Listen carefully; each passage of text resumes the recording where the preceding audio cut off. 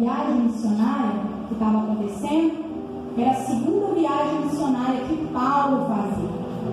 Para falar de Paulo, nós vamos falar do seu chamado. Quem era Paulo? Paulo era alguém que perseguia o povo de Deus. Paulo era alguém que se achava um guardador da lei de Moisés. Então ele oprimia e perseguia a igreja, o povo de Deus. Mas o povo de Deus, em meio às pressões, o povo de Deus, em meio à perseguição, nunca foi parado. Quanto mais sangue era derramado, quanto mais pessoas eram crucificadas, arrastadas, apedrejadas, o evangelho do Senhor prosperava. O crente nunca temeu a morte, o crente fiel ao Senhor. Nunca temeu a afronta. Nunca temeu as tempestades que se levantam contra a sua vida. Paulo era alguém que achava que temia a Deus e era um guardador da sua lei. E perseguiu o povo de Deus. Uma certa feita, Paulo se levanta, já tinha acabado com a maioria dos cristãos, e ele vai em frente, caçando mais pessoas, para fazer jus à lei que ele achava que era guardada. A lei veio, queridos, como um espelho, para nos mostrar quão sujos nós somos. A lei veio para nos mostrar a nossa natureza má. O espelho tem condições de mostrar a nossa sujeira, mas não de nos limpar. Aí vem Jesus, através do seu sangue, e ele mostra que ele é capaz de cumprir a lei. E através de Cristo nós somos justificados todas as vezes que chegamos diante de Deus.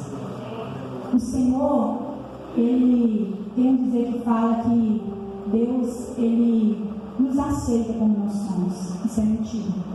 Deus nos recebe como nós estamos, cheio de defeito, cheio de pecado, cheio de mania. Mas aceitar, ele não aceita porque ele é santo. Então o Senhor nos recebe como nós estamos, mas ele não aceita o nosso estado pecaminoso diante do Senhor. E a cada dia nós vamos sendo limpados por esse Cristo. Dia após dia nós somos limpados através do sangue de Cristo. Para quando nós viemos dobrar os nossos joelhos, reconhecendo que nós somos falhos, pecadores, imperfeitos, separados do Senhor, nós reconhecemos que através de Cristo ele nos uniu novamente com Deus. Nós éramos inimigos de Deus, inimigos da cruz, mas através do sangue de Jesus nós somos reconciliados com esse Deus. Paulo não entendia. Paulo achava que ele estava fazendo algo para agradar a Deus, perseguindo o povo de Deus. Certa feita, quando ele se levanta para torturar e prender um servo de Deus, ele está montado a cavalo, e de repente aparece um clarão para ele. Jesus já não estava mais na terra. O Senhor tinha sido crucificado e ele tinha sido assunto aos céus. E aparece aquele clarão e Paulo fica cego. E ele ouve uma voz bradando: Paulo, Paulo, por que tu me persegues? E ele fala: olha, Senhor, quem és tu a quem eu percebo? Eu sou Jesus Cristo, o Nazareno. Então eu quero dizer para os irmãos uma análise que a gente não tem que importar com as perseguições que se levantam na nossa vida. Nós não temos que importar com as tempestades, porque nós sabemos que Deus, que o próprio Cristo, ele vai tomar a minha e a sua frente. Paulo não perseguia o Cristo, ele perseguia os cristãos, os pequenos cristos. Se nós tivermos fidelidade ao Senhor, nós vamos estar dispostos a entregar até a nossa própria vida por amor a Cristo. Paulo era um homem que perseguia o povo de Deus, mas quando ele teve um encontro com o Senhor, verdadeiramente os seus olhos se fecharam novamente, mas depois ele se abriu.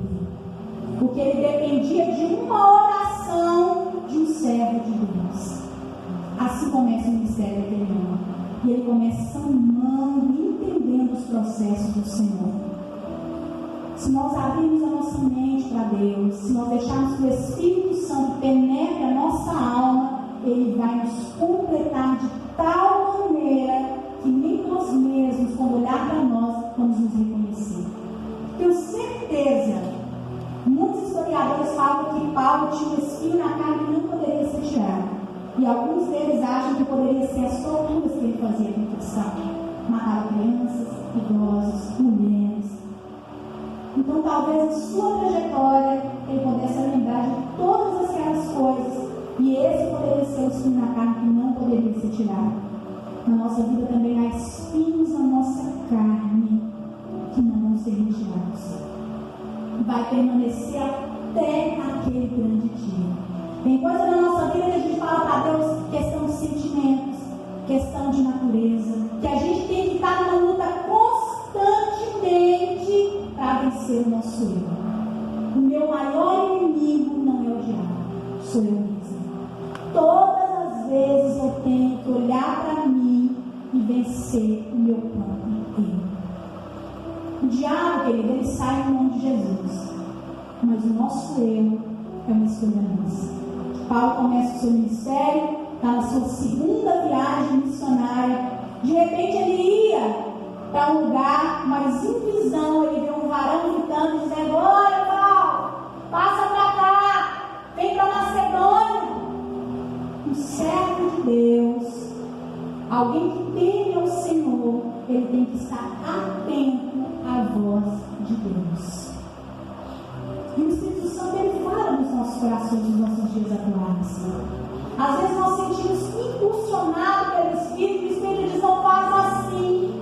Mas nós temamos e fazendo de outra forma, e nós quebramos a nossa cara.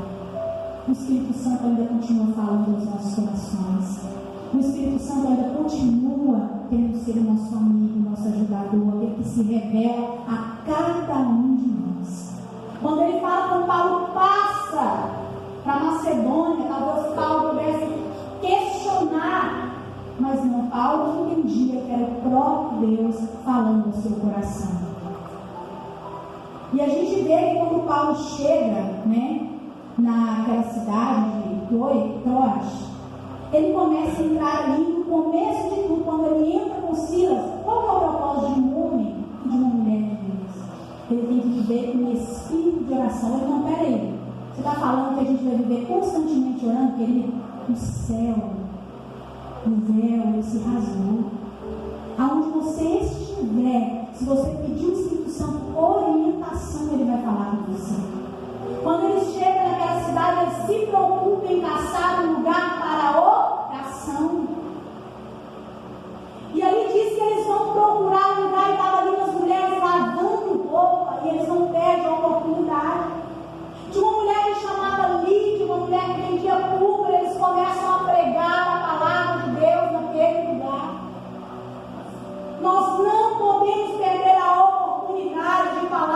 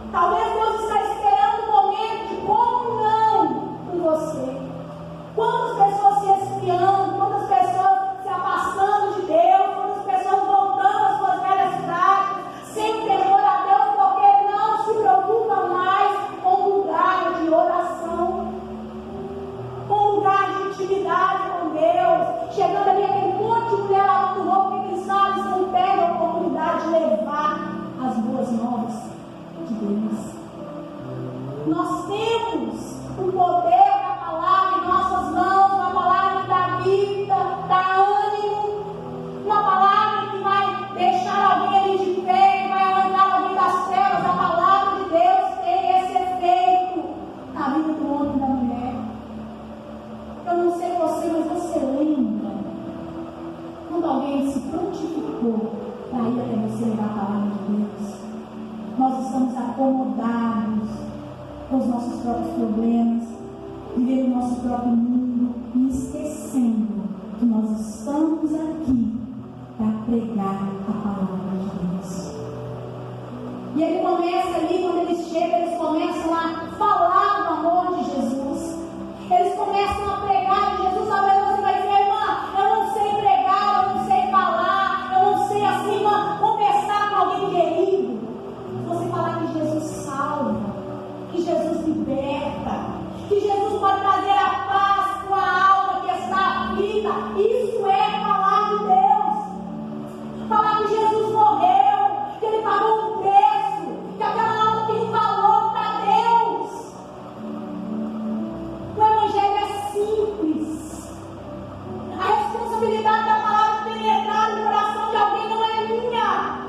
Mas Deus precisa de pessoas que se prontifiquem, que guardem os seus problemas numa caixa e diga: Deus, é momento de eu fazer para o Senhor, e eu sei que dos meus problemas o Senhor está cuidando.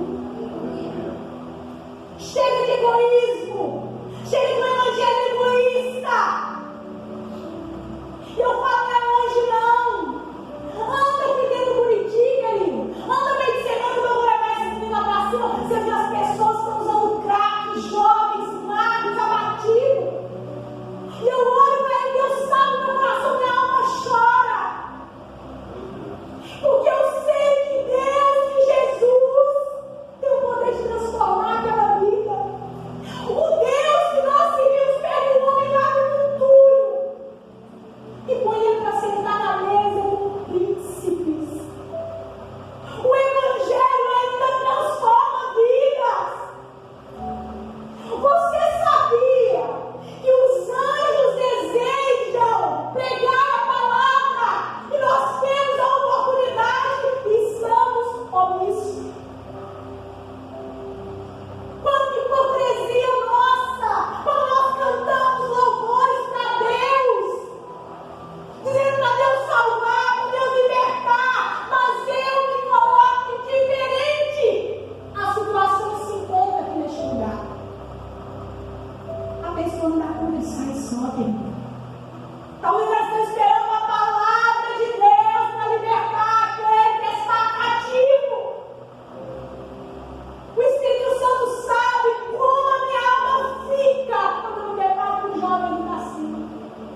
E todas as vezes que eu vejo, eu falo: meu Deus, liberta, Senhor. Traz esse jovem para pegar a tua palavra.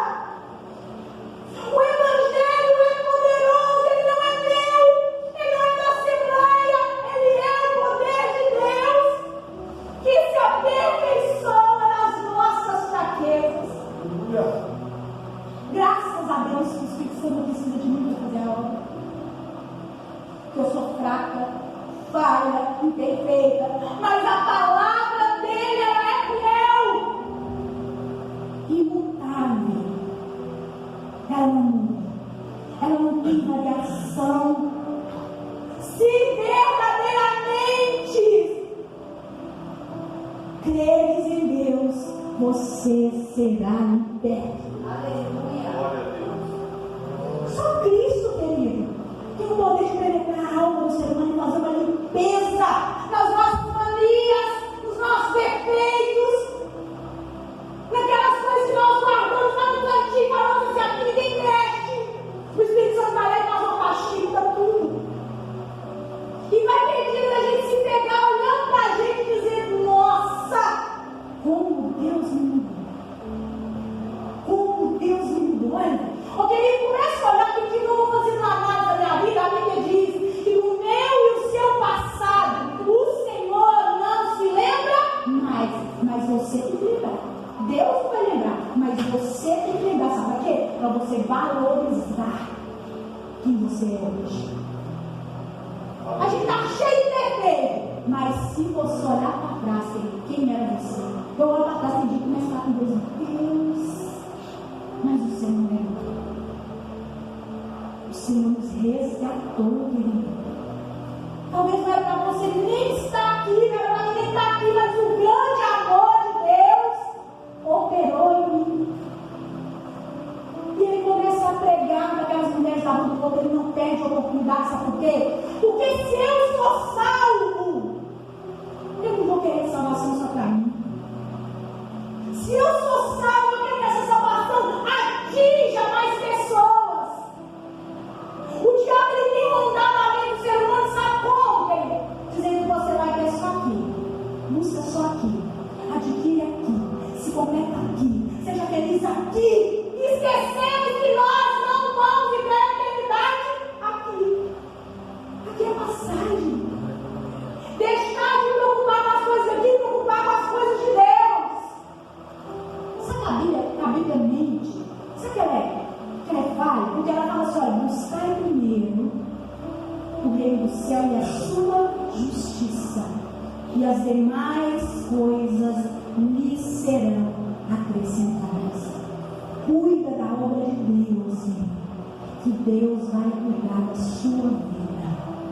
Cuida da obra de Deus, que Deus vai cuidar de cada detalhe da sua história. Não adianta eu negligenciar o chamado de Deus e achar que está tudo bem. Olha o que aconteceu com Jonas. Às vezes ele bate a cabeça, quebrando a cara, sabe por quê? Porque não vive aquilo que Deus tem para ele. Não vive o chamado, reluta, sai fora da linha. E às vezes questiona Deus, meu caminho não vai para frente. Por que você não está na posição que Deus te chamou? Eu tenho certeza, querido, que quando você começar a fazer aquilo que Deus tem para você, as coisas sobre vão começar a se encaixar no lugar. E quando eles começam a pregar, porque a palavra de Deus ela dá fruto. Talvez você vai pregar para uma pessoa que ela vai te maltratar, que ela vai fazer um pouco de você, mas depois de um tempo, eu sei que eu já vivi isso. Eu vivi na terra, até que ser o outro lado da moeda, a hora que a sogra da minha irmã pregava, olha, eu na adolescência, eu muito rebelde, senhora, você vai ser uma serva de Deus, Deus vai te usar na hora do Senhor. Eu falei, bem cara, eu falei assim, eu não acredito nessas coisas. Não acredito nesse crente não. Mas agora, recentemente, quando o dia foi consagrado, eu encontrei ela e ela disse, olha, você lembra que eu te falei? E eu pude relembrar. Então, ela viu o fruto daquilo que Deus falou para ela me entregar. A palavra de Deus, ela não volta vazia. Ela tem o poder de penetrar o mais profundo do nosso ser. E quando ele começa a falar para Lídia, a Bíblia fala que ela quebranta o seu coração para ouvir a palavra de Deus. Nós temos que pedir a Deus quebrantamento nos nossos corações. A atualidade de hoje está tornando os cristãos um povo incrédulo. Por que nós não temos tantos milagres acontecer? Porque nós somos uma geração de povo incrédulo. Não temos mais o poder de Deus. E eu tenho orado ao Senhor para que o Senhor não nos deixe ser religiosos na casa de Deus. Eu morro de medo, querido, de me tornar uma pessoa religiosa. Eu tenho que vir para o culto de adorar a Deus. Eu tenho que sair do culto, chegar na minha casa e observar Deus, o que o Senhor falou através do louvor que ele cantou. O que o Senhor falou através da mensagem. E o que eu preciso de fazer para me encaixar nessa palavra? A mulher abre o seu coração na bebedura de tudo. E a palavra de Deus penetra os corações naquele lugar. E aquela mulher aceita Jesus. E uma das primeiras igrejas fundadas ali foi na casa de Deus. Ela recebeu Jesus no seu coração. E aquela mulher ficou tão grata. Aqueles homens levaram a palavra de Deus. Querido, como as pessoas vão ouvir se não tem quem pregue?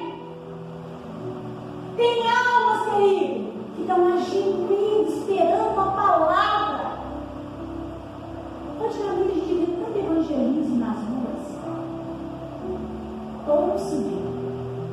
Todo possível. O evangelismo. Cada um está se importando por si. Se vir bem, se vir, eu estou cheio de problema e vou viver a minha vida. Não é isso que Deus quer. Deus quer que nós esqueçamos os nossos problemas e começamos a fazer aquilo que Deus tem para cada um de nós. A gratidão do coração de Lídia foi tanta que Lídia, ela constrange Paulo e Silas a ficar em sua casa. Ela diz assim nas minhas palavras: olha, se você achar graça em mim, eu peço que vocês fiquem na minha casa. E eles falam que eles foram constrangidos a isso.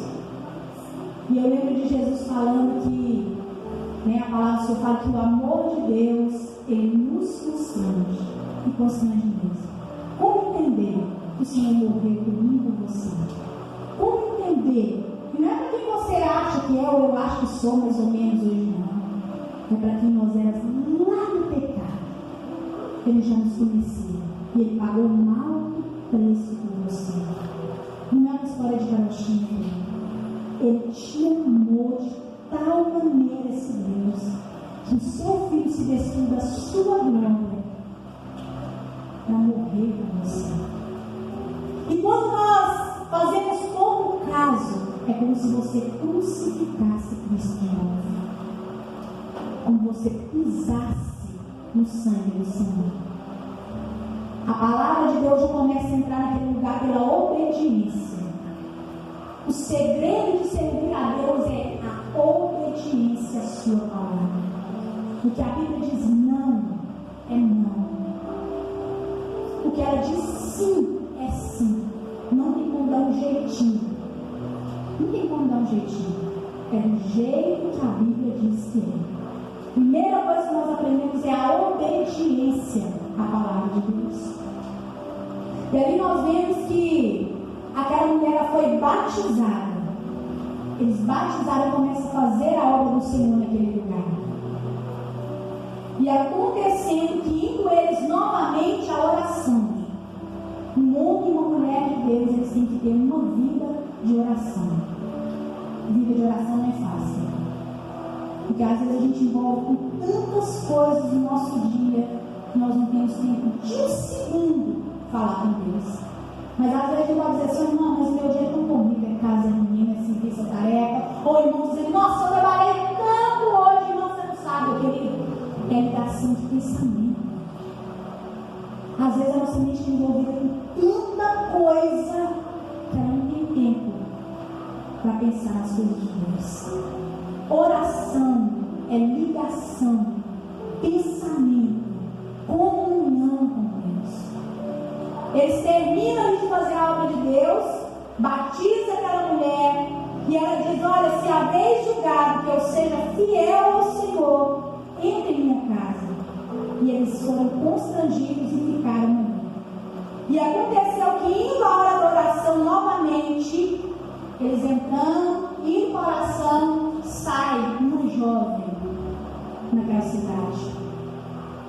E olha como é engraçado, interessante. Uma jovem, eles andando pela cidade, indo à oração. O que eu quero dizer para os irmãos, vocês têm que aprender uma coisa, sabe? A gente pensa que se a gente tiver uma vida de oração, a gente não vai ter problema. Se eu tiver uma vida com Deus, eu não vou ter problema. Eu quero dizer para você que quanto mais você busca a Deus, mais provações se levantam no seu caminho para desanimar você, para tirar você do fogo. Mas eu quero dizer para você que se você permanecer em oração, permanecer fiel no seu propósito, Deus irá honrar você. Às vezes parece que nós estamos fazendo tudo certo, mas parece que tudo está dando errado. Mas o segredo é perseverar em oração. E aí, quando eles saem novamente da oração, vem uma mulher atrás dele. E essa mulher começa a dizer assim: olha, vocês estão vendo esses dois homens aqui no meio da cidade? Esses homens aqui são homens de Deus. Esses homens que vocês estão vendo aqui, ó, eles pregam a palavra de Deus. E aonde Paulo e Silas iam, essa jovem o acompanhava, dizendo o mesmo discurso. Primeira coisa que eu aprendo que derruba você não são as críticas que você recebe, são os elogios. Porque nós somos vaidosos. A crítica, muitas das vezes, nós temos que pesar, querido. Porque quem está de fora, às vezes, nos observa melhor. Então, às vezes, nós temos que pesar e pedir o Espírito Santo sabedoria. Porque o que derruba o homem não são as críticas, são os elogios. Talvez no seu coração, se eles fosse alguém vaidoso, eles iriam encher o coração e dizer: ó, nós não podemos mesmo. Por 3 dias, aquela jovem permaneceu com o mesmo discurso. E Paulo se incomoda com aquela situação. E ele olha para aquela jovem e dá uma palavra. Em nome de Jesus, eu te repreendo. E aquela jovem foi liberta daqueles demônios que a atormentavam. Os historiadores falam que aquela menina, ela tinha vários senhores, e era alguém ali que era possessa de demônios naquela cidade, e ela fazia ali revelações para a vida das pessoas, a qual os seus senhores, que eram muitos, recebiam grande lucro pela vida daquela jovem. Acredito que aquela adolescente, ela não comia, ela não bebia, porque ela era escravizada por demônios e também por aquelas pessoas que teriam lucro pela sua vida. O Senhor vê todas as coisas, Senhor. E o Senhor se importa com todas as pessoas. Quando diz que Deus amou o mundo de tal maneira, Deus amou os crentes de tal maneira. Deus amou todos os pecadores. O pior estado que alguém se encontra, o amor de Deus permanece imutável. Quantas vezes nós saímos, quantas vezes nós não tivemos sendo da vontade de Deus, o seu amor permanece o mesmo. O amor de Deus é o mesmo. O Senhor não pode negar o amor, porque estaria negando a si mesmo, porque Ele é o próprio amor. Mas Ele também é juízo e justiça. Nós temos que entender que o amor de Deus não vai tirar a sua justiça também, porque Deus Ele é justiça. E quando Ele dá aquela palavra sobre a vida daquela jovem, fazendo tudo que era certo, eles entram na cidade, eles pegam a palavra, as mulheres ouvem, o Espírito Santo move no seu coração, alguém é batizado, mas quando ele vai de novo, a mulher está na casa dele dizendo que é nome de Deus, uma mulher possessa de demônios, ele repreende o mal. Parece que está tudo bem, está fazendo o que é certo. Quantas vezes nós falamos isso para Deus? Parece que estou fazendo tudo direitinho, tudo do jeito certo, mas parece que não vai de forma alguma. E ali, quando aquela jovem é liberta, causa um alvoroço na cidade. E aí os magistrados se levantam, a multidão se levanta contra ele, dizendo: olha, você está trazendo para nós costumes que não é lícito para nós. E quando nós oferecemos o Evangelho, nós estamos trazendo algo novo. Muitos de momento ali vai receber com a mão, mas muitos vão se sentir confrontados por esse Evangelho. E quando eles olham para aquela situação, dizendo: não é isso que nós pedimos, fazendo bem também, querido, vai se levantar uma multidão contra nós. Vai se levantar os obstáculos da nossa vida, mas nós temos que ser forte e resistir às pressões. Muitos desanimam na sua caminhada de fé, porque eles não suportam as pressões que a vida lhe dá.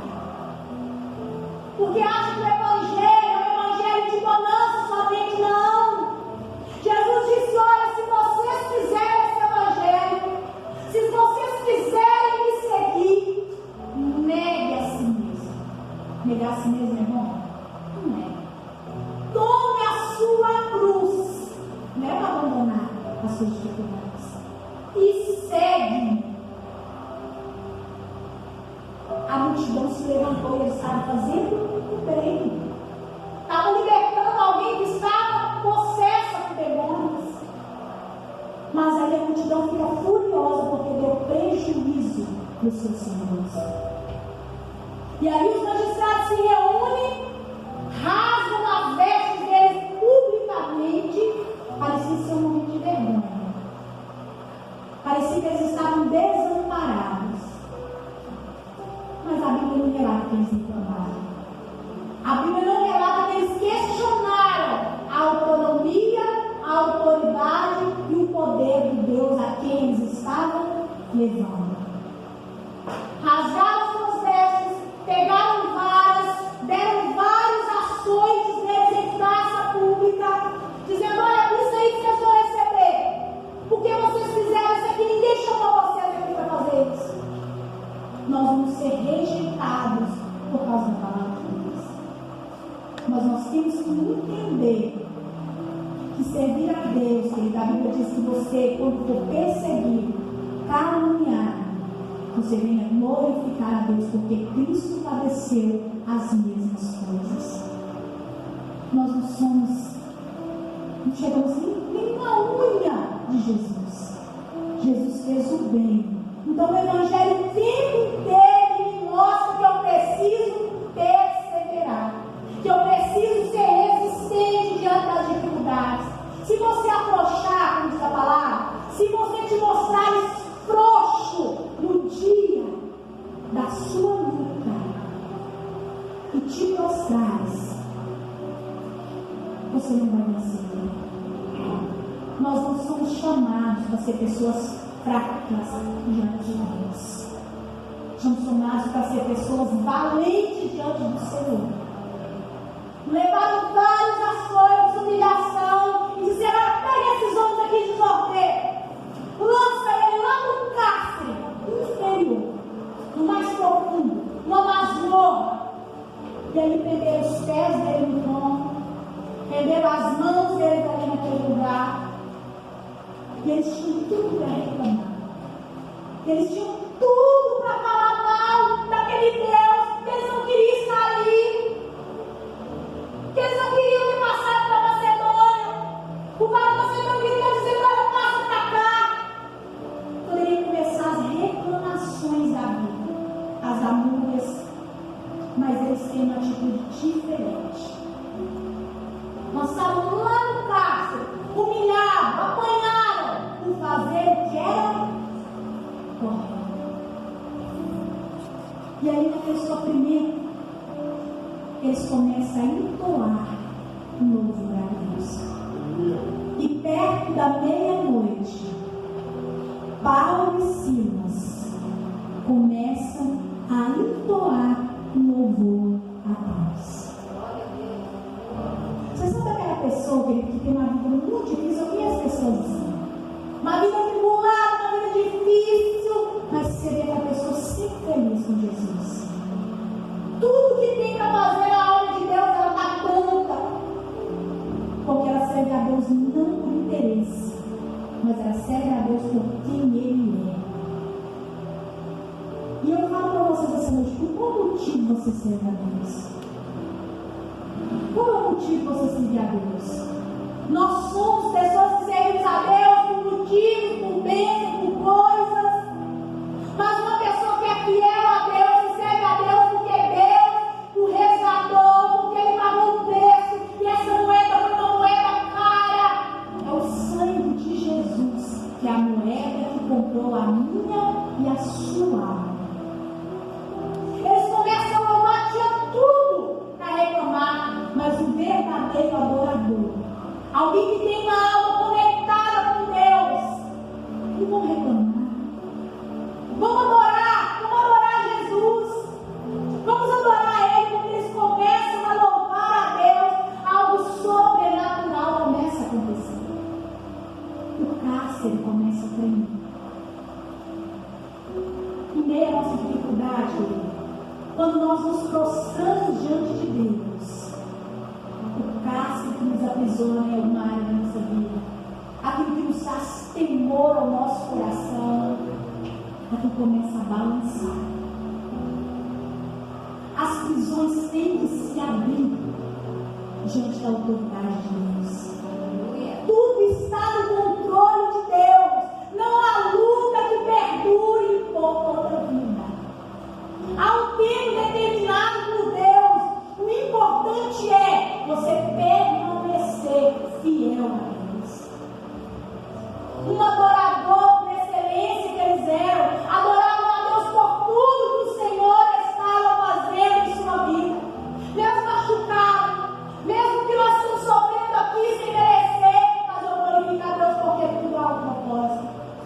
E eu imagino dentro daquele cárcere, daquela prisão, as outras pessoas que estavam no começo ouvindo aquele louvor.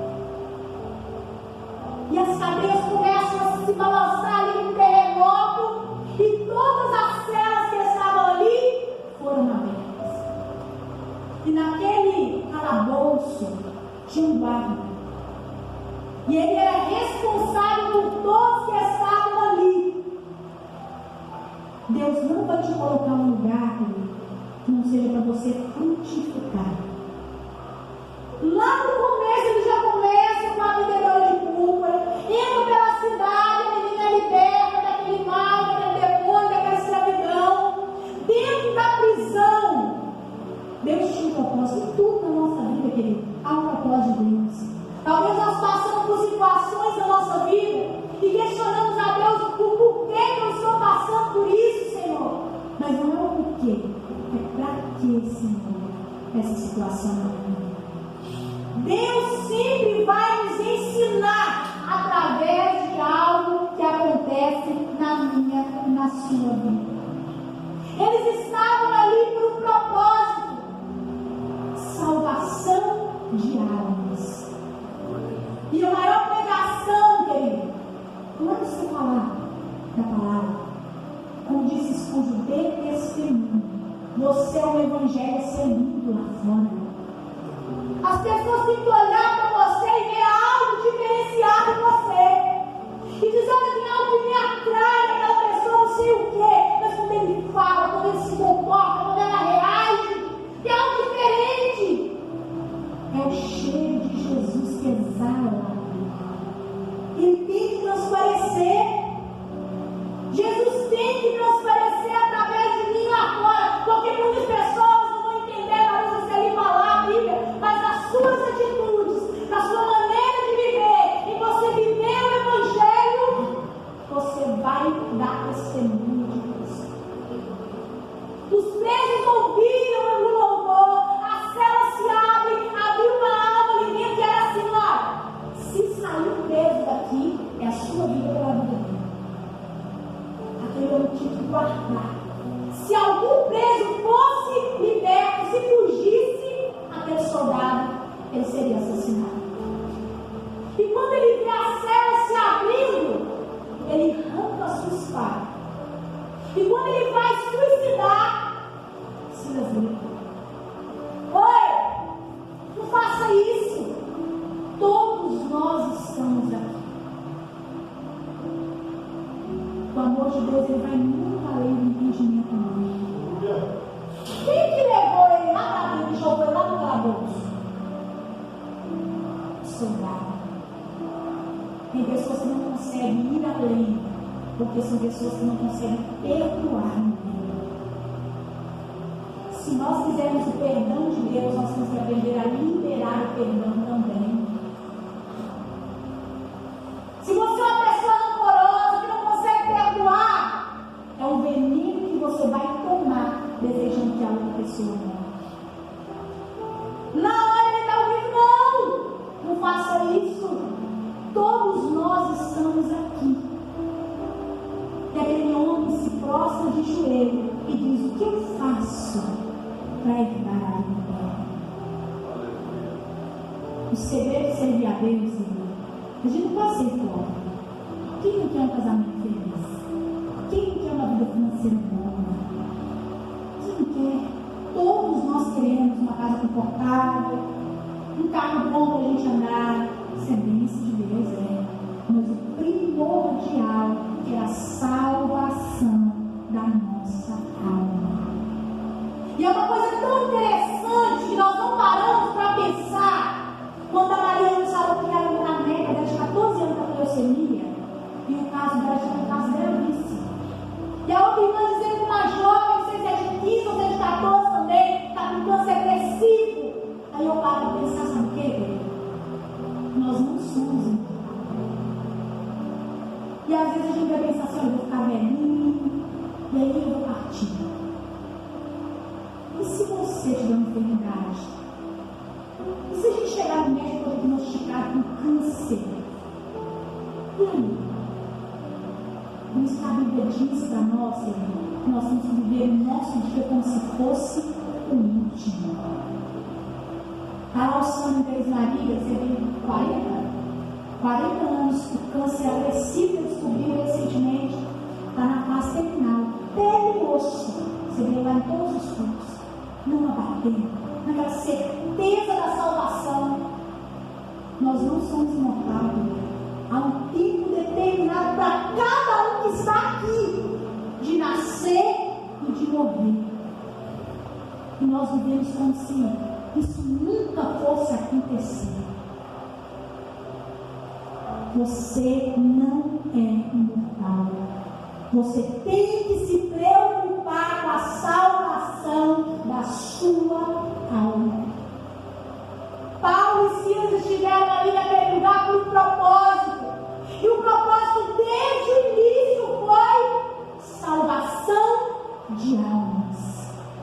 A vendedora de púrpura, a menina endemoniada, o homem que estava ali, o soldado. E quando fala que a casa do soldado, ele fala: olha, hoje chega salvação na sua casa. Todos eles, aí ele foi batizado. E eu quero dizer para os irmãos uma coisa: Deus jamais vai permitir que você seja envergonhado. Nós vivemos situações na nossa vida, eu não sei você, que nós passamos por situações de Deus parece que eu vou morrer. Senhor, essa situação veio para me matar. E aí você vai ver Deus trabalhando em você, Deus trabalhando através de você. E quando chega lá na frente, você olha para o começo e vê a ela. Agora não vai fazer sentido. Porque nós somos ansiosos, Senhor. Porque nós conseguimos ver só aquele momento, mas Deus consegue ver lá na frente daquela situação. Deus consegue ver quem você vai se tornar no final dessa trajetória. Paulo e Silas tinham uma fé madura. Não era uma fé de criança. Era uma fé estável em Deus. E aí começa o Senhor a honrar aqueles homens como descobre que eles eram homens romanos e que eles não poderiam estar presos, que eles não poderiam estar açoitados. Aí ele diz assim: olha, nós cometemos um erro grave. Fala os soldados, vai lá e tira aqueles 2 homens da prisão. Eu achei interessante porque, não sei se é Silas ou Paulo, eles dizem assim: olha, vocês, Paulo diz assim: olha, vocês nos açoitaram publicamente, em praça pública, agora querem nos retirar daqui em secreto. Eu pensei que ousadia de Paulo, né? Se fosse hoje, ele ia sair correndo e eu também. Ele não falou: não é bem assim não. Peça os magistrados, como se fosse o prefeito da cidade, ou como se fosse o presidente da época. Ele que vai vir aqui nos retirar daqui de dentro. Nos açoitaram publicamente, agora eles vão nos tirar daqui. Então fala que eles desceram lá dentro e retiraram Paulo e Silas. Eu quero dizer para você que tudo na nossa vida é um processo de Deus. E que cada coisa que nós vivemos não é Deus, querido, querendo destruir você. Que coisa na nossa vida que acontece que a gente vai morrer. Vai ser que, nossa, essa luta veio para me matar. Não. É para te fortalecer. Para que você venha ter uma fé madura, uma fé estável. E eu tenho certeza do que eu digo a você. Davi disse que ele já foi moço e era velho. Que ele nunca viu um justo desamparado. Nós sabemos que fala da descendência mendigarada, mas eu quero dizer do desamparo. Eu também sempre vi o justo padecer, mas eu nunca vi o justo ser desamparado com Deus. Você vê pessoas viver situações, pessoas justas, viver situações que você olha e diz: eu não entendo o que essa pessoa está vivendo essa situação. Mas depois você vê o amparo de Deus na vida daquela pessoa. Então, por mais difícil, querido, que tenha sido a sua caminhada, por mais dificuldade que você tenha no dia a dia, talvez a sua dificuldade seja você, porque o maior inimigo que nós temos somos nós trabalhando contra nós mesmos. A nossa mente trabalhando 24 horas contra nós. Mas eu digo para você que você vai vencer.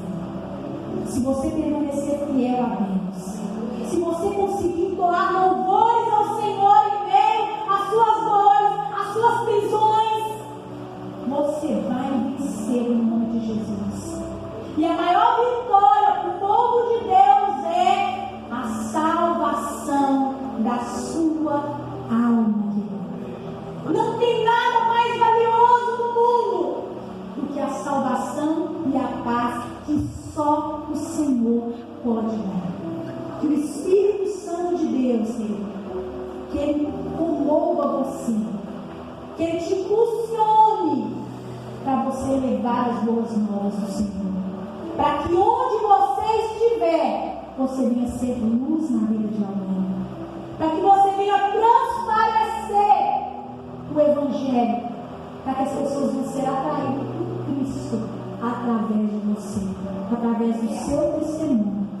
E o lugar mais difícil de transparecer Jesus é onde nós estamos constantemente, é na nossa casa, no nosso dia a dia. Que você transpareça Jesus, e que o Espírito Santo de Deus te ajude nessa trajetória. Essa palavra que eu tenho e agradeço em nome de Jesus.